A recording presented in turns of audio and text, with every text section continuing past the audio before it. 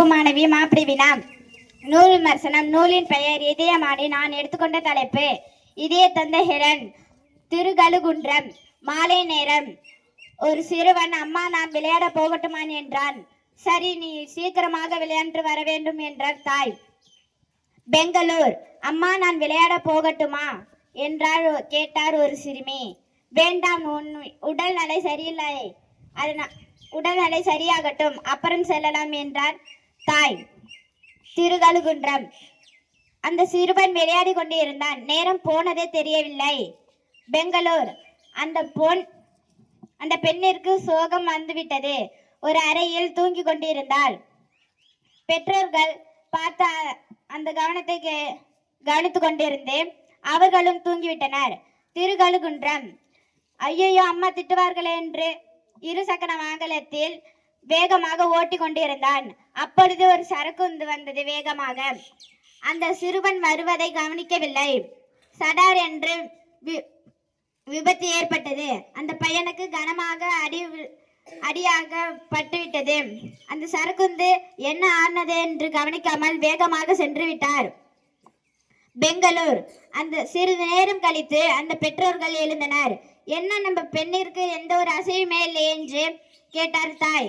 அதானே எனக்கும் புரியவில்லை, நம்ம மருத்துவமனைக்கு சென்று விட்டு வரலாம் என்றார் அப்பா. சரி என்றார் தாய். திருகழுகுன்றம். அந்த பையனுக்கு ஏற்பட்ட அடியால் பேச்சு மூச்சு எதுவும் இல்லை. அங்கிருந்த மக்கள்கள் மருத்துவமனையில் சேர்த்து விட்டனர். பெற்றோர்களுக்கு தகவல் தெரிந்து என்னாச்சு ஏதாச்சும்னு மருத்துவமனைக்கு சென்றனர். உங்கள் மருத்துவர் சொன்னார், உங்க பையனுக்கு எந்த ஒரு அசைவுமே இல்லை, இதய துடிப்பு மட்டும்தான் இருக்கிறது. அதை கேட்ட பெற்றோர்கள் கனமா அழுது கொண்டே இருந்தனர். பெங்களூர். அந்த பெண்ணிற்கு நாளுக்கு நாள் இதயம் வலுவடைந்து கொண்டே வருகின்றது. ரொம்ப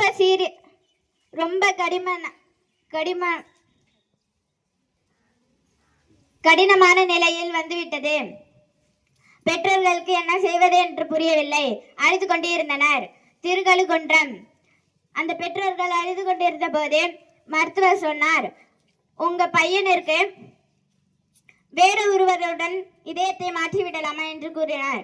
சரி, எங்க பையனுக்கு தான் உயிர் வாழ்வதில்லைன்னு ஆகிவிட்டது, மற்றொரு பசங்களுக்காவது உயிர் வாழட்டும் என்று நினைத்தார் அந்த பெற்றோர்கள்.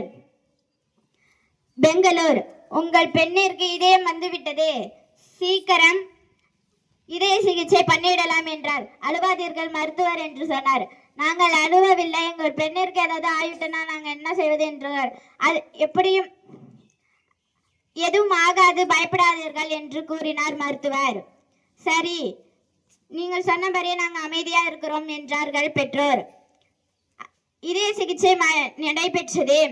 அந்த பெண்ணிற்கு உயிர் வந்தது.